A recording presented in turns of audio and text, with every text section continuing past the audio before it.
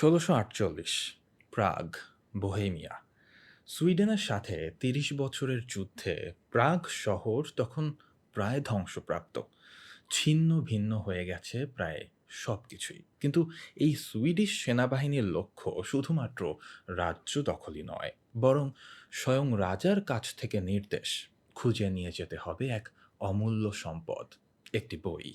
প্রাগের স্ট্রাহাভ মঠের একটা গভীর অংশে অবশেষে খুঁজে পাওয়া যায় এই বইটি। জেনারেলের নির্দেশে ২ জন সৈন্য গিয়ে তুলে নেয় বইটি। ২ জন তাগড়া সৈন্যের পক্ষেও এর ভার বহন করা কষ্টসাধ্য হয়ে পড়ছে। তাদের এই নাভিশ্বাস অবস্থা দেখে হাসলেন জেনারেল। শুধুই কি তার এই বইকে তাদের রাজা ডাকেন দ্য ডেভিলস প্রাইড নামে? যত কষ্টই হোক, নিয়ে যেতে হবেই এই বইটিকে তাদের রাজ্যে এবং উপহার দিতে হবে রাজাকে। তো লুণ্ঠিত আরও অনেক ধনরত্নের সাথে এই বইটি নিয়ে তারা জাহাজে করে নিজেদের দেশের উদ্দেশ্যে রওনা করল। বইটিকে একটা খুবই শক্ত সমর্থ কাঠের সিন্দুকে করে নিয়ে যাওয়া হচ্ছিল এবং এই সিন্দুকের জন্য নিযুক্ত করা হলো আলাদা রক্ষীও। প্রথম কয়েকটা দিন বেশ স্বাভাবিকভাবেই সবকিছু কেটে গেল। কিন্তু ৭ম দিন থেকে শুরু হলো অস্বাভাবিক সব ঘটনা। জাহাজের এক নাবিক রাতে জাহাজের ডেকের ওপর হেঁটে চলতে দেখল এক ছায়ামূর্তিকে। নাবিকের ডাকে সেই ছায়ামূর্তি যখন ফিরে তাকালো, দেখা গেল তার সারা মুখ রক্তে ভেজা। তার চামড়া দেখে মনে হচ্ছিল যেন তা কোনো বদ্ধ কফিনে আটকানো পুরনো মৃতদেহের মতো একদম শুকিয়ে গেছে। নাবিকের দিকে এক ঝলক তাকিয়েই হেলতে দুলতে জাহাজের কিনারে চলে গেল ওটা এবং পরক্ষণেই ঝাঁপ দিল পানিতে। নাবিক তো হতভম্ব। সে অন্যদেরকে বলল এই পুরো ব্যাপারটা এবং পরদিন সকালে তাকে জাহাজের পেছন দিকে ঝোলানো জালে ফাঁস দেওয়া অবস্থায় খুঁজে পাওয়া যায়। যে ঘরে সিন্দুকে রাখা ওই বইটি ছিল, সেই ঘর থেকে রাতের আধারে অদ্ভুত সব কণ্ঠের ল্যাটিন ভাষার মন্ত্রপাঠ শোনা যেতে লাগলো। ভয়ানক সব স্বপ্ন দেখতে শুরু করলো জাহাজের সকলে। সবার স্বপ্নের কেন্দ্রবিন্দু ছিল ওই বইটি। ওই দিনই ঝড় উঠল সাগরে, কিন্তু কিছুক্ষণ আগেও আবহাওয়া ছিল একদম স্বাভাবিক। ঝড়েরই মাঝে কালো মেঘের এক অংশ লাল হয়ে গেল এবং বজ্রপাত হতে থাকলো। সাগর থেকে উঠে আসতে লাগলো প্রেতের দল। জাহাজের কেবিনের জানলায় দেখা যেতে লাগলো সেই প্রেতেদের বীভৎস মুখ। যাজক জাহাজের ডেকে উঠে এলেন, শুরু করলেন প্রার্থনা। এই সব কিছুর কারণ যে ওই অভিশপ্ত বইটি, তা বুঝতে আর কারো বাকি রইল না। রাজার হাতে বইটি যদি তুলে না দেওয়া হয়, তবে তাদের সবার গর্দান যাবে। এই চিন্তায় বইটিকে জলে ফেলেও দিতে পারছে না তারা। আবার ফেলে না দিলে তাদের জীবন বাঁচানোটাই তো দায় এখন। এদিকে প্রেতেরা প্রায় চলেই এসেছে। প্রচণ্ড ঝড়ে জাহাজও প্রায় ডুবুডুবু। ঠিক তখনই ডেকে হাঁপাতে হাঁপাতে হাজির হলেন ক্যাপ্টেন। চিৎকার করে জানিয়ে দিলেন এই কঠিন বিপদ থেকে উদ্ধারের একটি পথ তিনি খুঁজে পেয়েছেন। কি ছিল সেই পথটি তা শোনার আগে চলুন জেনে আসা যাক এই অভিশপ্ত বইটি সম্পর্কে। সারা বিশ্বে এখন যার প্রচলিত নাম কডেক্স গিগাস বা শয়তানের বাইবেল। আসসালামু আলাইকুম, আমি রাহাত জুবায়ের, আর আমাদের আজকের ভিডিওর টপিক কোডেক্স গিগাস। তো চলুন আমরা আজকে এই কোডেক্স গিগাস নিয়েই পোস্টমর্টেম করে ফেলি। তবে আর দেরি কিসের, চলুন শুরু করি। ধারণা করা হয় ১২০৪ থেকে ১২৩০-এর মধ্যে কোনো একটা সময় এই বইটি রচনা করা হয়েছিল। লোককথা অনুসারে তৎকালীন সময় একটা বেনেডিক্টাইন মঠের এক সন্ন্যাসী, তার নাম খুব সম্ভবত হারমান দ্য রিক্লুস, তিনি একটা গুরুতর অপরাধ করে বসেন, যার মাধ্যমে তিনি সন্ন্যাসী হিসেবে তার করা শপথ ভঙ্গ করেন। রাজা তাকে জীবন্ত দেয়ালে গেঁথে মৃত্যুদণ্ড কার্যকর করার নির্দেশ দেন। যখন নাকি তার এই জীবন্ত কবরের দেয়ালের শেষ ইটটি গাঁথা হবে, ঠিক তখন সেই সন্ন্যাসী নিজের প্রাণ ভিক্ষা চেয়ে বসে এবং সে রাজাকে বলে যদি তার মৃত্যুদণ্ড বাতিল করা হয়, তবে সে রাজাকে এমন একটা বই লিখে দেবে যাতে পৃথিবীর সকল জ্ঞান থাকবে। রাজা তার এই প্রস্তাবে রাজি হন, কিন্তু তিনি একটা শর্ত জুড়ে দেন। সন্ন্যাসীকে মাত্র ১ রাতের মধ্যেই এই বইটি কমপ্লিট করতে হবে। অর্থাৎ তাকে মাত্র ১ রাত সময় দেওয়া হবে। সন্ন্যাসী তাতেই রাজি। কিন্তু লিখতে বসে সে উপলব্ধি করল এই বই ১ রাতে শেষ করা অসম্ভব। মৃত্যু ভয় তাকে ঘিরে ধরল। যেহেতু সে বড় মাপের পাপ করে অলরেডি তার আত্মাটাকে কলুষিত করে ফেলেছে, ঠিক এই সুযোগটাই নিয়ে নিল শয়তান। শয়তানের প্রলোভনে পড়ে সন্ন্যাসী শয়তানের কাছেই সাহায্য চেয়ে বসল। প্রার্থনাটা শুনে কিছুক্ষণের মধ্যেই তার সামনে দৃশ্যমান হলো সে। বেশিরভাগেরই মতে সেদিন সন্ন্যাসীর সামনে খোদ দ্য ডেভিল হিমসেলফ অর্থাৎ লুসিফার এসেছিল। আর কিছু অংশের ধারণা সেদিন এসেছিল বেলজেবাব, যে কিনা নিম্নবর্ণীয় শয়তানদের নেতা। যাই হোক, শয়তান তার সামনে আসার পর সন্ন্যাসী সম্পূর্ণ ব্যাপারটা তাকে খুলে বলে এবং তার কাছে সাহায্য প্রার্থনা করে। শয়তান তাকে সাহায্য করার প্রতিশ্রুতিও দেয়, কিন্তু বিনিময়ে সে সন্ন্যাসীর আত্মা চেয়ে বসে। অর্থাৎ সন্ন্যাসীকে তার নিজের আত্মা শয়তানের কাছে বিক্রি করতে হবে। এখানে জেনে রাখা ভালো যে শয়তানের মূল লক্ষ্য থাকে সবসময় মানুষের আত্মাকে অপবিত্র করে ফেলা। কারণ শরীর এই পৃথিবীতেই শেষ হয়ে যায়, কিন্তু আত্মা একটা এটার্নাল বিষয়। দ্যাট ইজ ওয়াই আত্মাকে নষ্ট করা মানে মানুষের ইহকাল এবং পরকাল দুটোতেই প্রচণ্ড নেগেটিভভাবে ইমপ্যাক্ট ফেলা। তো সন্ন্যাসী এতে রাজি হয়ে যায় আর শয়তান তার হয়ে বাকি বইটা লেখার কাজ সম্পন্ন করে। কিন্তু সন্ন্যাসীর কিন্তু শেষ রক্ষা হয়নি। এত মানসিক চাপ সহ্য করতে না পেরেই হোক আর অথবা শয়তানের হাতেই হোক, সেই সন্ন্যাসীর ওই রাতেই মৃত্যু ঘটে। ভোরে ঘরের দরজা খুলে যখন রাজার প্রহরীরা প্রবেশ করে, তারা দেখতে পায় সন্ন্যাসীর মৃতদেহ পড়ে রয়েছে এবং তার পাশে পড়ে রয়েছে অদ্ভুত দর্শন এক বিশালাকার বই। And of course that is the Codex Gigas. চলুন এবার জেনে আসা যাক এই কোডেক্স গিগাসের মধ্যে আসলে আছে কি। আগেই বলেছি সন্ন্যাসী বলেছিল তার এই বইটার মধ্যে থাকবে পৃথিবীর সকল জ্ঞান, এবং ছিল তাই। আই মিন অ্যাটলিস্ট তাদের মত অনুসারে। তো এই বইতে রয়েছে বাইবেলের ওল্ড এবং নিউ টেস্টামেন্ট, ইউসেবিয়াসের ক্রনিকা, ইসিডোর অফ সেভিলের অ্যাটাইমোলজি, চিকিৎসাবিদ্যা, চোর ধরার বিভিন্ন উপায় ও মন্ত্র, আর অফকোর্স জাদুবিদ্যা, মৃত্যু, আত্মা, নরক ইত্যাদি সম্বন্ধে বিশদ আলোচনা। দেখুন, শয়তান যখন মানুষকে ম্যানিপুলেট করে তখন সে কিছু ট্রিক ফলো করে।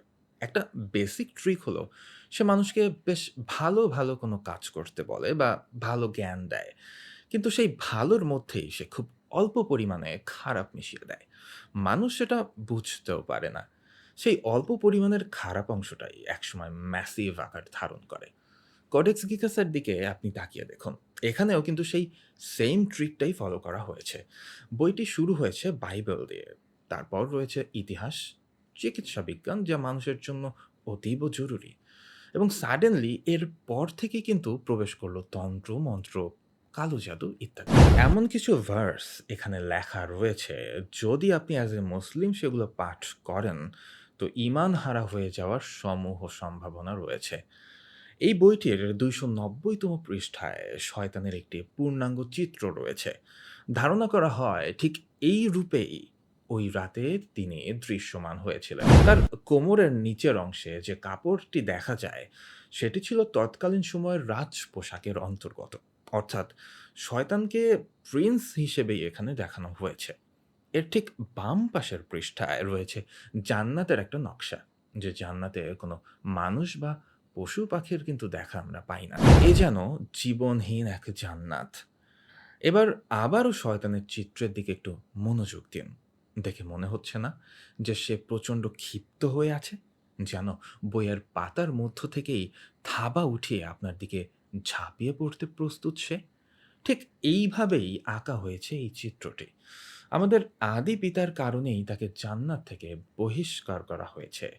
হয়তো এই কারণেই যেন সে প্রচণ্ড ক্ষিপ্ত পুরো মানব জাতির ওপর। ধারণা করা হয় এই বইটির পৃষ্ঠাগুলো গাধা এবং ছাগলের চামড়া দিয়ে তৈরি। সম্পূর্ণ বইটির ওজন প্রায় ৭৪.৮ কিলোগ্রাম। সে অর্থে এই কডেক্স গিগাস নামকরণটা কিন্তু সার্থক, যার অর্থ জায়ান্ট বুক। বইটিতে লাল, নীল, সোনালী এবং সবুজ রঙের ব্যবহার করা হয়েছে। বিশেষজ্ঞদের ধারণা, কোনো সন্ন্যাসী যদি দিনে ৬ ঘন্টা করেও লিখে থাকেন, তবুও তার অন্তত ২০ থেকে ২৫ বছর সময় লেগেছে এই বইটি সম্পূর্ণ করতে। কিন্তু ইন্টারেস্টিং ফ্যাক্ট হচ্ছে, এই বইয়ে পাওয়া হাতের লেখায় কোথাও কোনো রকম পরিবর্তন নেই। যেটা দেখলে মনে হয় যেন কেউ এক বসাতেই এটা লিখে শেষ করেছে। আশ্চর্যজনক আরেকটা ব্যাপার হলো, প্রথম দিকের পৃষ্ঠাগুলোতে কিছু হিব্রু শব্দের ব্যবহার থাকলেও পরের পৃষ্ঠাগুলোতে কিন্তু সেরকম কোনো ব্যবহার দেখা যায় না। এরপরে যেন এই প্যাটার্নটি বেশ ভালোভাবে পরিবর্তিত হয়ে শুধুমাত্র ল্যাটিন শব্দের ব্যবহার করা হয়েছে। তার মানে কি পরের পৃষ্ঠাগুলো সত্যিই খোদ শয়তানের লেখা? ১৫৯৪ সালে রাজা ২য় রুডলফ এই বইটিকে ধার নেন পড়ার জন্য। অকাল্ট বিষয়ে তার বেশ আগ্রহ ছিল। কিন্তু রাজা বলে কথা, বইটি তিনি ফেরত তো দিলেনই না, বরঞ্চ পুরো একটা ডিপার্টমেন্ট তৈরি করে দিলেন এই ব্যাপারে রিসার্চ করার জন্য। শোনা যায় রাজা এই বইতে এত বেশি মজে গিয়েছিলেন যে এক পর্যায়ে তার মস্তিষ্ক বিকৃতি দেখা দেয়, যার ফলে তাকে সিংহাসন ত্যাগ করতে হয়। দেশে অরাজকতাও দেখা দেয় এই সুযোগে। এবং ঠিক এই সুযোগেই প্রেক্ষাপটে ঢুকে পড়ে সুইডেন। শুরু হয় ৩০ বছরব্যাপী যুদ্ধ। আর এই যুদ্ধ থেকেই লুণ্ঠিত আরও নানান জিনিসপত্রের সাথেই সেই জাহাজে করে নিয়ে যাওয়া হচ্ছিল কডেক্স গিগাসকে। চলুন ফেরত যাওয়া যাক আবার আমাদের সেই জাহাজের দৃশ্যে। জেনে আসা যাক, সেই অতি প্রাকৃতিক বিপদ থেকে কি তারা রক্ষা পেয়েছিল?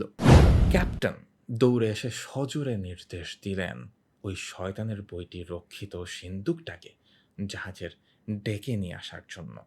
নাবিকেরা ঠিক করল সেটাই। নিয়ে আসার পর ক্যাপ্টেনের পরবর্তী নির্দেশ ছিল বেশ অদ্ভুত, কিন্তু তারা এতদিনে ঢের বেশি অদ্ভুত ব্যাপার দেখে ফেলেছে। ক্যাপ্টেন বইটাকে বের করে জাহাজের মাস্তুলের সাথে শেকল দিয়ে শক্ত করে বেঁধে ফেলার নির্দেশ দিলেন। তিনি নিজেও হাত লাগালেন। যাজক এবার আরো উচ্চ স্বরে প্রার্থনা শুরু করলেন, যেন এই শেকলের বাঁধন থেকে বইয়ের প্রেতাত্মা বের না হতে পারে। সবাই ভয়ার্ত দৃষ্টিতে লক্ষ্য করল মাস্তুলের কাঠ যেন নরক থেকে আসা আগুনে পুড়তে শুরু করেছে। অবশেষে যেন ভাগ্য সহায় হলো তাদের। ঝড় থেমে যেতে লাগলো। ততক্ষণে আগুনটাও নিভে গেছে। এই যাত্রা রক্ষা পেয়েই গেল জাহাজের সকলে। জাহাজটি সুইডেন পৌঁছে গেল। রাজার হাতে তুলে দেওয়া হলো বইটিকে। কডেক্স গিগাসের পরবর্তী ঠিকানা হলো সুইডেনের রাজপ্রাসাদের রয়্যাল লাইব্রেরিতে। ১৬৯৮-তে এই রাজপ্রাসাদে এক ভয়াবহ অগ্নিকাণ্ড ঘটে এবং এরই মাঝে কেউ একজন এই বইটিকে জানলা থেকে ছুঁড়ে মারে এবং এটি গিয়ে পড়ে নিচে দাঁড়িয়ে থেকে মজা দেখতে থাকা এক পথচারীর ঠিক মাথায়। গুরুতরভাবে আহত হয় সে। ১৮৭৮-এ বইটিকে স্থানান্তর করা হয় সুইডিশ জাতীয় গ্রন্থাগারে। এরপর থেকে এখানেই দর্শনার্থীদের জন্য প্রদর্শিত হয়ে আসছে এই বইটি। শোনা যায় এইখানেও বইটির ভৌতিকতা কিন্তু থেমে নেই। কোনো এক নাইট গার্ড নাকি একবার কোনো এক মধ্যরাতে বেশ কিছু বইকে এই কডেক্স গিগাসকে ঘিরে শূন্যে উঠে নৃত্য করতে দেখেছিল। এক পর্যায়ে এই নৃত্যে স্বয়ং কডেক্স গিগাসও যেন অনেকটা মধ্যমণি হয়ে যোগ দেয়। এরকম আরও নানান ঘটনা প্রচলিত রয়েছে। আমরা জানি না এর কতটুকু সত্য, কতটুকুই বা বিশ্বাসযোগ্য। গবেষণার স্বার্থে এই বইটির ডিজিটাল অনলাইন কপি অ্যাভেলেবল রয়েছে। চাইলে আপনি পড়ে দেখতে পারেন। তবে সাবধান, মনে রাখবেন সত্যের পথ এবং শয়তানের পথ সব সময় পাশাপাশি চলে। একবার যদি বেখেয়ালে পা হরকান, তবেই বিপদ। আপনি জানতেও পারবেন না ঠিক কখন শয়তানের পথে হাঁটা শুরু করে দিয়েছেন আপনি। তবে শেষ করার আগে কিছু কথা। ১৩০০ শতাব্দীতে যখন এই শয়তানের বাইবেল লেখা হচ্ছিল, ততদিনে পৃথিবীর এই প্রান্তে এক মুসলিম দার্শনিক আহমেদ আল বুনি এমন এক বই লিখে ফেলেছেন, যার সমকক্ষ বই খুব সম্ভবত আজ অবধি কোনো মানুষের দ্বারা লেখা সম্ভব হয়নি। বইটির নাম শামসুল মাআরিফ, যেটি মূলত সুফিইজমের স্পিরিচুয়ালিটি এবং অ্যারাবিয়ান ম্যাজিকের উপর লেখা। বিখ্যাত ইসলামিক স্কলার ইবনে তাইমিয়া এই বইটির ব্যাপারে বলেছেন, এই বইটি সকলের জন্য নয়।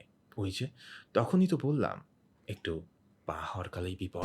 শয়তান সবসময় আল্লাহ সুবহানাহু ওয়া তাআলা এবং তার মনোনীত পথকে অনুকরণ করতে পছন্দ করে। ঠিক এই কারণেই কি তবে সে পৃথিবীর ঠিক অন্য পাশে নিজের ওই অন্ধকার পথের ওপর বেইস করে কোডেক্স গিগাস রচনা করলো? এই ব্যাপারে ধারণা পেতে গেলে হয়তো আমাদের শামসুল মাআরিফ বইটির জ্ঞানের সমুদ্রে একটু ডুব দিয়ে আসতে হবে। কিন্তু ওটা বরং আরেকটা ভিডিওর জন্যই তোলা থাক। আজ এই পর্যন্তই। আগামী ভিডিও দেখার আমন্ত্রণ রইল। ততদিন পর্যন্ত লাইটস আউট।